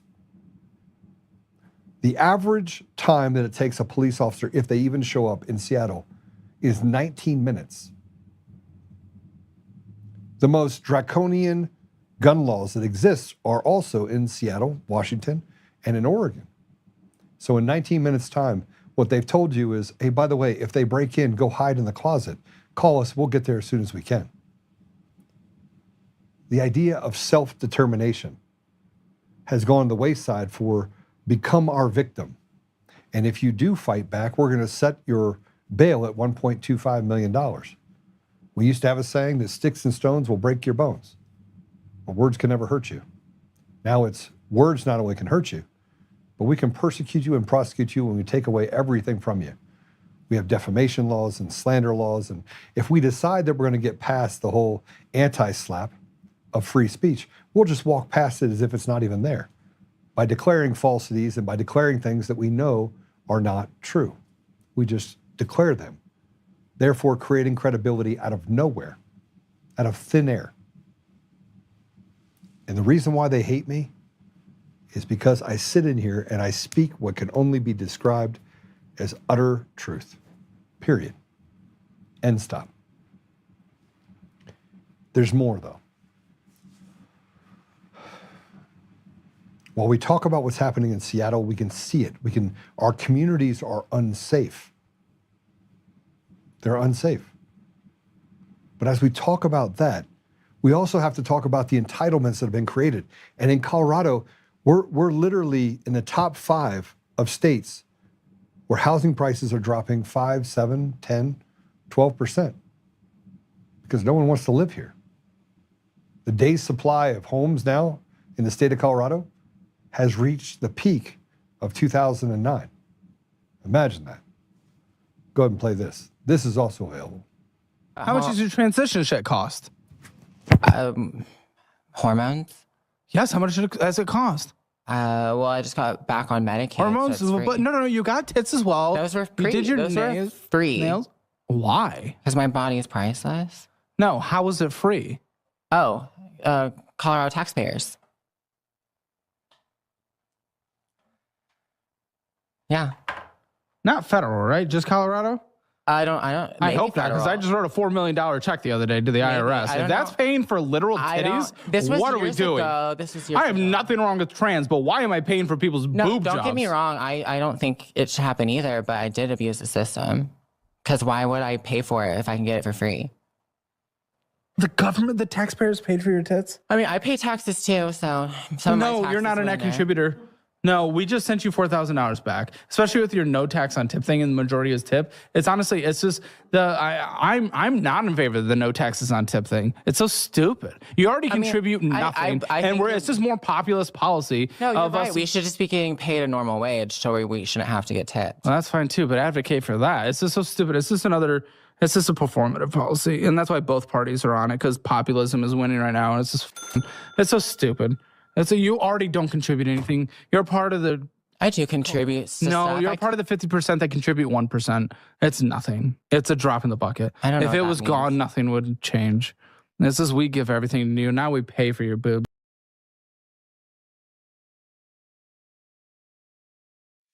Colorado taxpayers paying for, and let me just tell you about this, transition free, the surgery is free, boob jobs are free, hormone medication free. In 2025, Colorado passed HB 25-1309, actually signed by Polis. It codified and expanded insurance protections for gender-affirming care across plans, including hormone therapy, breast augmentation, facial surgery, and more. Now, breast cancer survivors get implants free of charge after surviving cancer. So ask yourself this. After all this stuff, they get augmentation. They get their breasts removed for cancer. No. We have perverted the norm and we have normalized the perverted.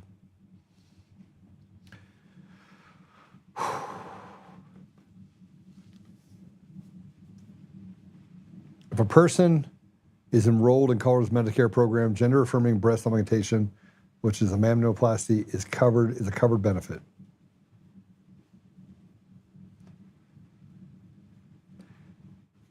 And let me just tell you what they have to have for Medicare. This is going to blow your mind.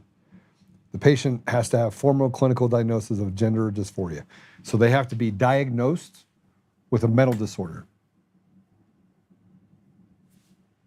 The state actually admits it's a mental disorder, and yet it promotes it to children in schools.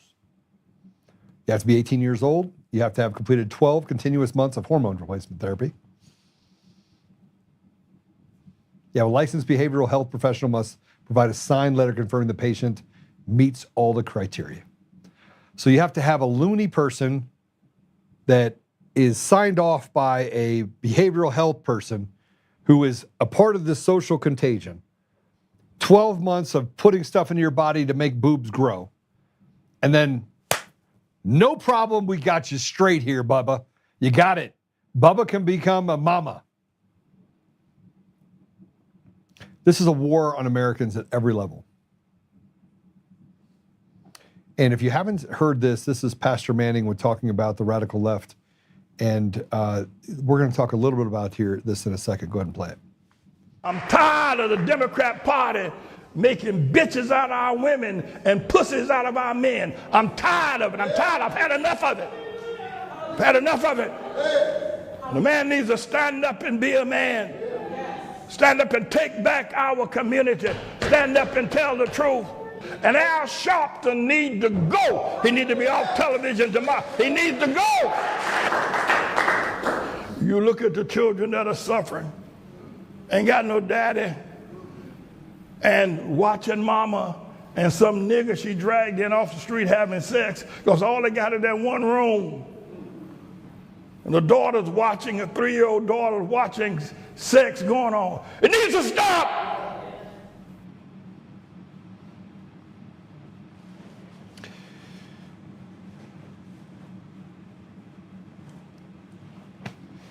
Divide, marginalize, keep us in a constant state of chaos.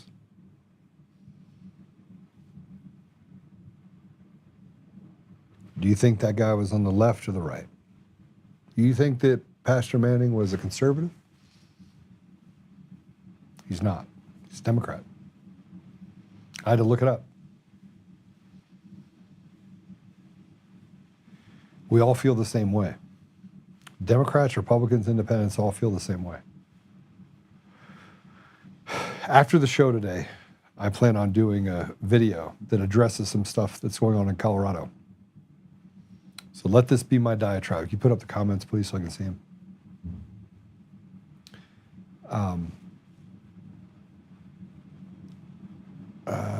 Oh, wow, good to know. Thanks, Jeff. Is that so helpful? Bless your friend. I like that. I'm using it. So I'm just reading comments, guys. Give me 1 second here. We are not going to vote our way out of this mess until we clean up the voting mess. My gosh, we have a lot of work to do. This is my story. You're right.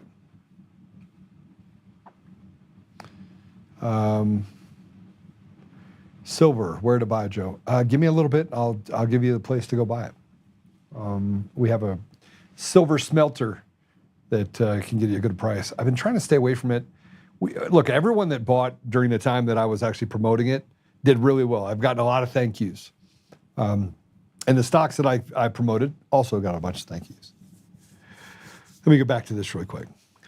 So I ran for governor, and I got out of the governor's race, and I ran for state chair. And when I ran for state chair, I did so because Britta Horn had stepped down. She came into office when Dave Williams went out. And the state, what's really interesting about what's happening in Colorado is I've now had confirmation from Washington, Oregon, Idaho, Nevada of similar breakdowns in the Republican Party at a very standardized level, which shows me the same thing that it shows me if I were looking at what's happened across the country and around the world. The breakdown that we have in the Republican Party is purposeful. And the people that are above the line of law, the elites and the people that are up there that are creating this chaos, they're actually paying people. They're literally writing checks to people to go into the party and destroy it. True story. And over the last 60 days, when I stepped out of the governor's race, you have three candidates that are running through the primary: Barb Kirkmeyer, Scott Bottoms, and Victor Marks. Victor Marks is rife with pretty much every controversy known to man. Won't debate anyone, doesn't want to give anybody he doesn't want to have the conversation about why he's actually a legitimate candidate. He just wants to say that I'm not going to go run in the mud. He's got a lot of stuff to answer for, frankly. A lot of stuff to answer for. And the fact that anyone would vote for a man that has this much to answer for, who won't answer for it, just come out and have the conversation. Like when I go on to Ryan Shuli's, when I go on to any one of these shows, by the way, I'm really good for ratings. You say what you want. Every time I get on a show, it goes from 5% to 1,500%. And I'm like, listen, but I'll answer any hard question. But the reason why I got out of that race is that you have a couple of very good, Scott Bottoms is my guy, right? Scott Bottoms becomes governor of Colorado and he will change a lot of different things. But I recognize that we have to fix the Republican Party holistically across the board, have a strong state party and strong county parties across the board. And the only way to do that is not, I hate the word unity. It's to tear it down, Wreck-It Ralph, and make it an organization that represents the interests of the people in the community. And then people who are ethical Democrats and independents will flock to the party because it will represent what is most important to them, which is opportunity for their children, grandchildren, and I call it generational ability to create opportunity for themselves and the people around them that they love. Here's what I've learned in the last 60 days. There's a lot of people that don't want that. There's a lot of people that tell stories about me all the time. And there's stories that are told are so flamboyantly just nonsense. They either adopt the radical left's agenda and their ideas, or their slanderous comments about me, or the other part is they just make it up. So I have a certain group of people that are like, you're aligning yourself with this person, therefore I can't vote for you. To hell with the party. To hell with the idea that we need a strong, centralized state party in order to capture the hearts and minds of the people of Colorado. We have to be able to do the things that we said we're going to do. Represent the people in the community, get back in there for town halls, make sure that we actually undo some of these draconian laws, put places of opportunity, put in trade schools and reform education, get rid of the administration, create opportunities where we're not cutting off penises and that 20% of our parents are running away from the public school system because it is so draconian and so invasive that it literally is destroying what it means to be a parent. Where we know what the difference is between a girl and a boy, and we stop pedophiles from becoming teachers so that they can groom students. We're going to have over 100 teachers this year in the state of Colorado that will be arrested and charged with sex crimes against children in the public school system. 100. It was 39 last year. It's 100 this year. And over 30 of them are in one county, Jefferson County, Colorado. There's 64 counties. One county, over 30.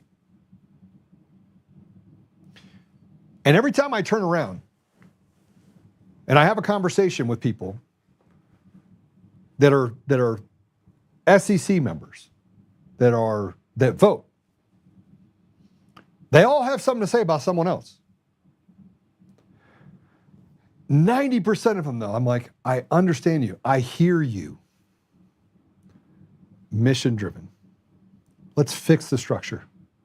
Let's make ourselves viable. Let's make it so that the 900,000 plus Republicans in the state want to support and invest in a mechanism that will allow for them to have a voice into the future.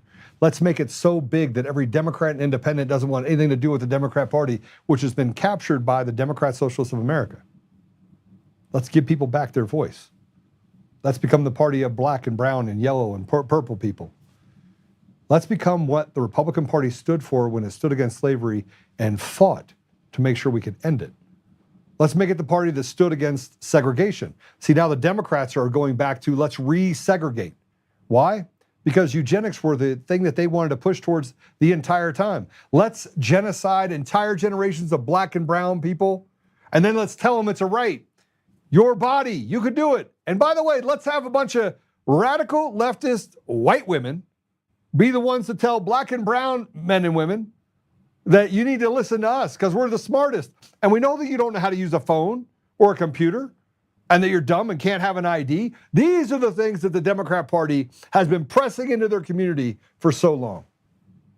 But as I have conversations with people in all 64 counties, chairs and county chairs, I meet some of the most amazing people I have ever met. And then I meet the people that aren't. And I have people that come to me and say, I'm gonna help you with your campaign.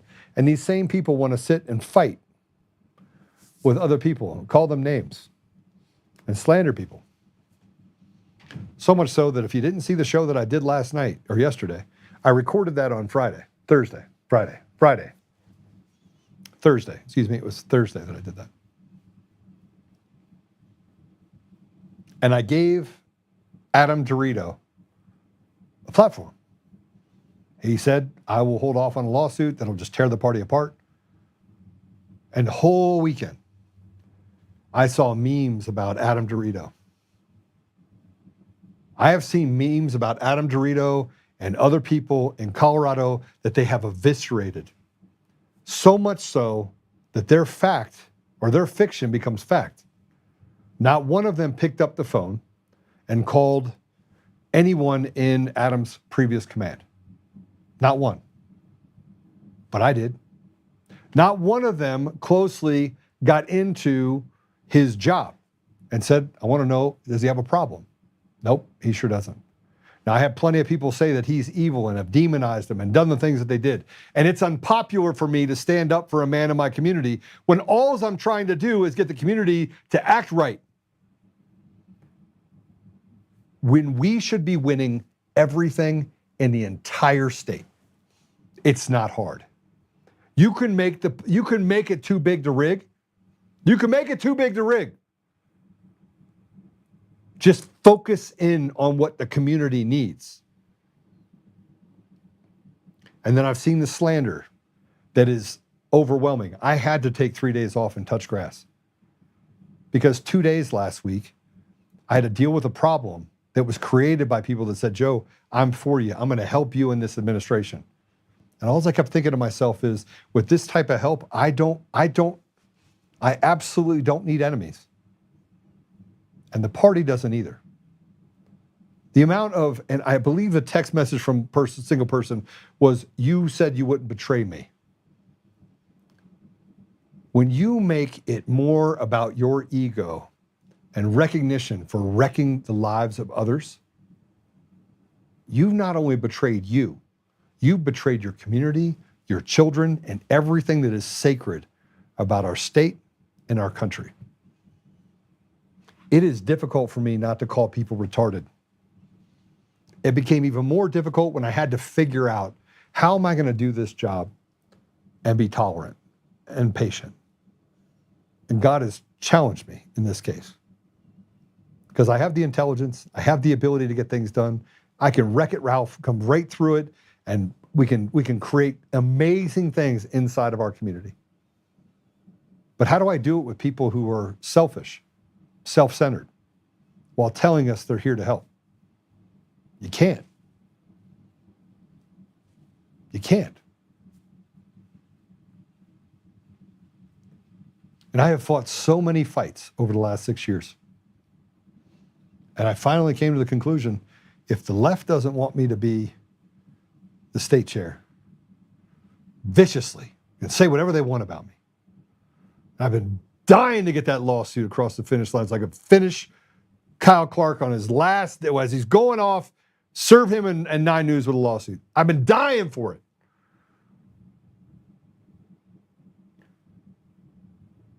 If the left doesn't like me, and there's a certain group of people that desperately don't want to fix the Republican Party by promoting someone that all being nice people, they're nice people. All 4 of the other candidates that are running for state chair are nice people. They can't do the job. They can't do the job. They can't raise money. They can't fix the organization. They can't create a structure that's necessary.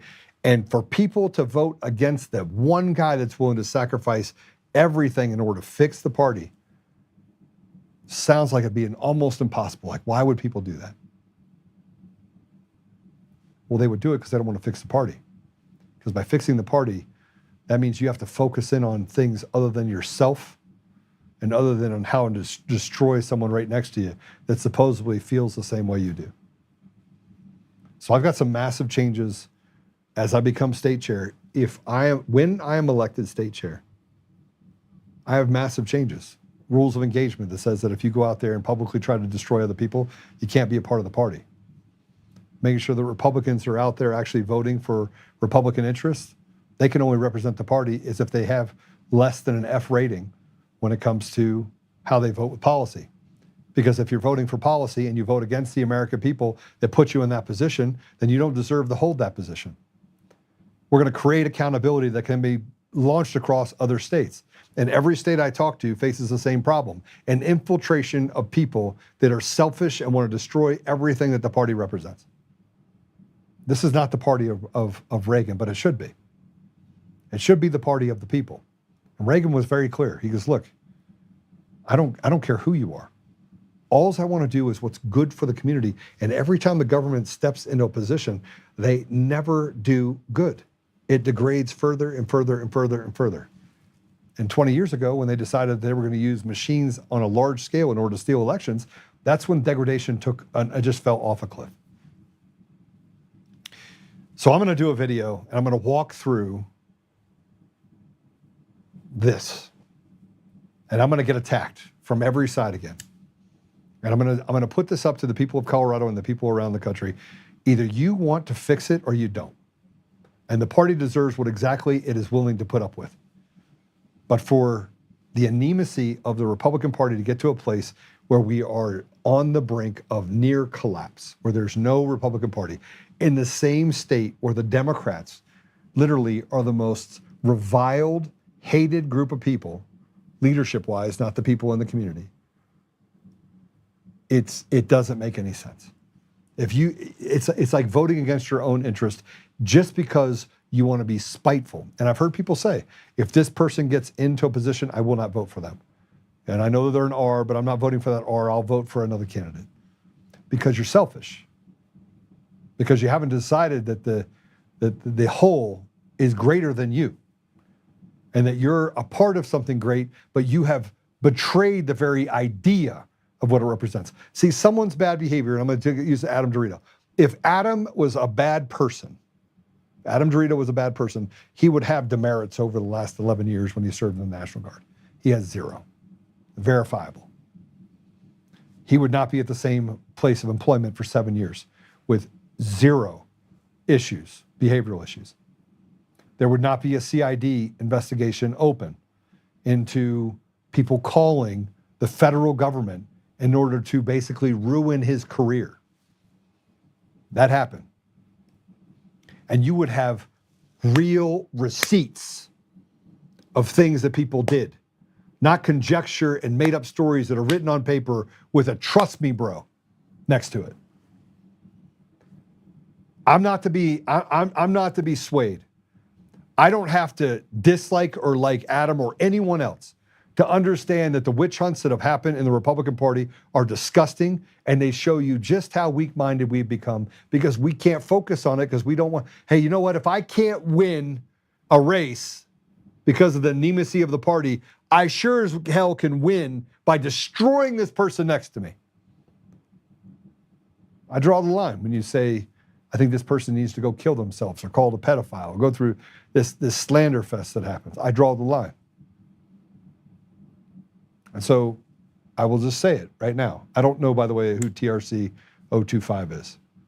You're going to have to text me or do something in some other way in order to reach me. Tell Mark Cook to call me. Mark can call you, but I have no idea who you are, so I can't do that for you.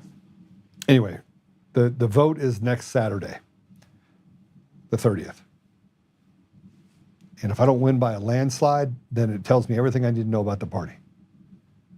But if you want to save this state, then I suggest you contact the Republican Party and contact the CRC, which is the SEC, and say, listen, there really isn't another viable choice. But if you come in to say that you're going to stand next to me and you do stuff to hurt me and you make me spend all day, 2 days, defending you, and then you call me and tell me that I betrayed you and I don't even need to say your names. And you discount me as if somewhere along the line you don't have to listen to me, pay attention to words I just said. I will not tolerate bullshit from anyone. And I certainly won't allow anybody to come into this party and destroy it from the inside out and stop progress. I don't need boat anchors. This state doesn't need boat anchors. This nation does not need boat anchors. And you will find very quickly that I will get to a place where we have absolute unity, because unity is not anything that I'm looking for. It's mission-driven, tactical success. It's winning. And when we concentrate on that, there can be no loss. All right. Let's pray it out. And here's the other thing. Nobody influences me. I'm a smart guy. We've already been building up stuff. I do have some specific people that I'm going to have inside of the deal. And if other people want to volunteer and they want to be a part of it, they can. or we're going to have 10,000 volunteers in the first 60 days. We're going to have a movement across Colorado that will encompass Denver and Aurora, and we're going to go in and we're going to become the People's Party. And if you don't want that, you work against that, I will know who you are, and so will everybody else by the time I'm done. All right, let's pray. Father God, Father,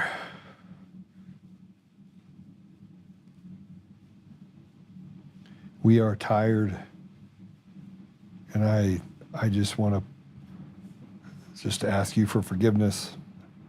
It has been, I'm so angry. Not angry meaning I'm just angry. I'm just upset over the fact that I keep looking for you to do the work that frankly we need to be doing.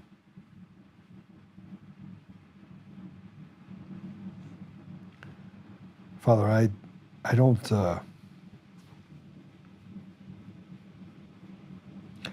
have the answers. And sometimes, personally, I get to this place where I feel like it's a place of despair, and I know that in the end, your will will be done regardless of what happens. And yet sometimes I feel out of control knowing that I shouldn't be in control. And I have a vision for how I want things to work out, and I just know that I need to be able to lean into you and hand it over to you. So Father, forgive me for not doing that. Forgive me for seeing things in a way that shows that I really don't have a lot of faith anyway. Or at least I'm poorly showing it.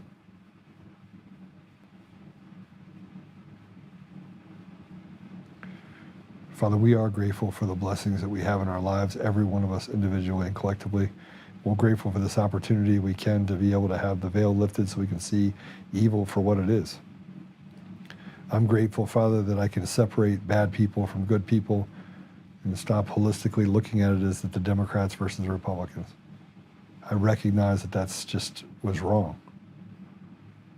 I recognize that some people stand on the side of a field because of public pressures or even because they of the reputation that's been created by a system designed to destroy everything that we represent as people. Father, we recognize the talents that you've given us. We recognize the courage and sacrifice that's come before us.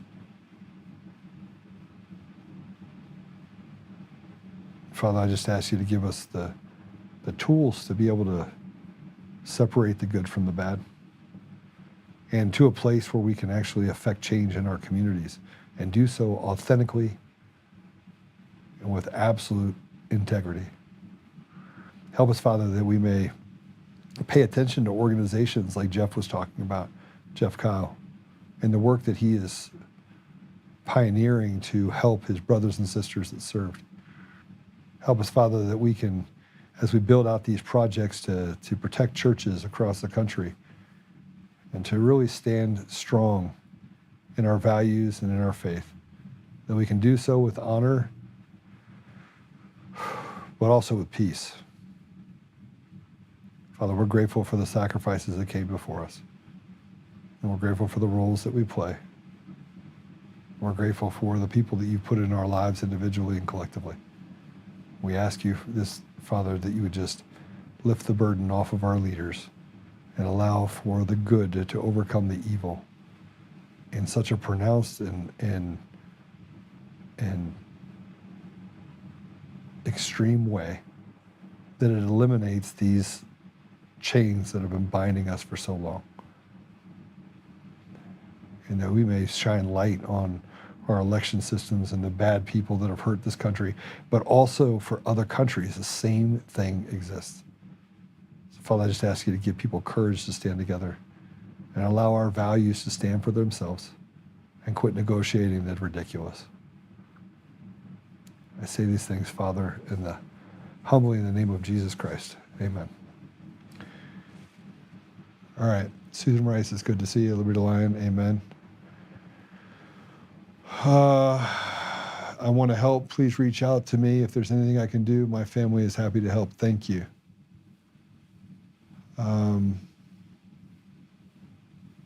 We're gonna win collectively together, and that's not just in Colorado. It's around the country. But we do have to be honest, and we have to support those that support us.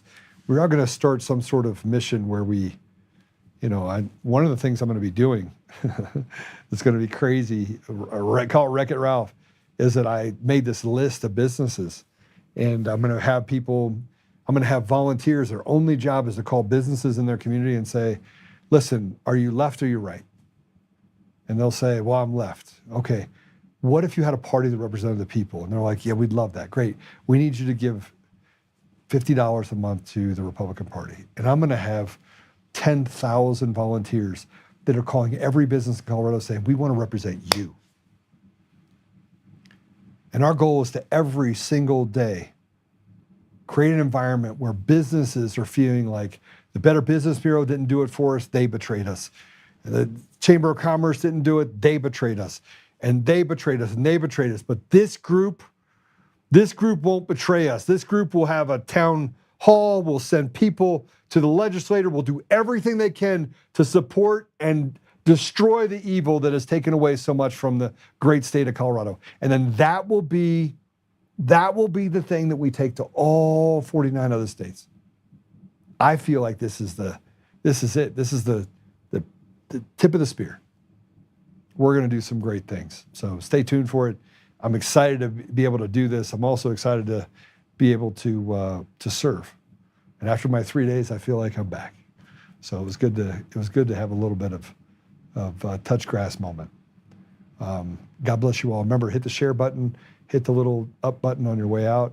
If you're on Roku, let me know how that actually goes. I did see that it's almost impossible to watch it on Rumble. I apologize. I'm working to get them to fix it. I saw the comments that we got, but Apple Podcasts, Google Podcasts, Spotify, Pandora, iHeartRadio, TuneIn, and more. You are the ambassadors of truth. Please share it. Take the prayer that I gave you, or that I gave, and just heap it upon you. I know God is watching all of us. He is in everything that we do, and we need to make sure that we honor that. The biggest part of my journey over the last 6 years has been the sunsetting of the last 6 years. My friend Jared this morning said, he goes, Joe, you've been so far in the fighting darkness that maybe now's the time that you fight in the light. So I get a bigger flashlight. I think there's something to be said there. It's prophetic. So God bless you. We'll see you soon.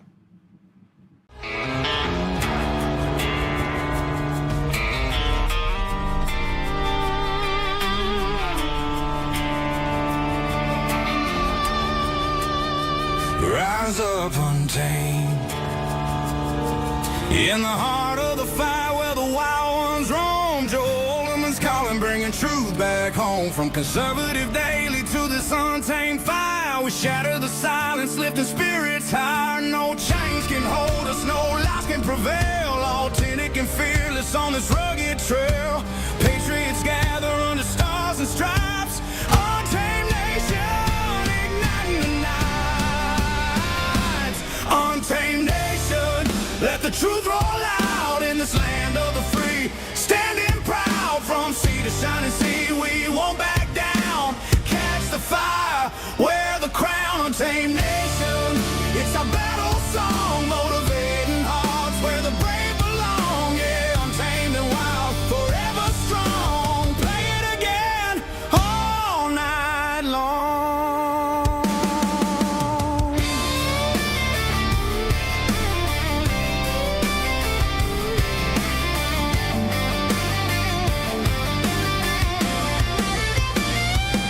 Break the mold, chase the real.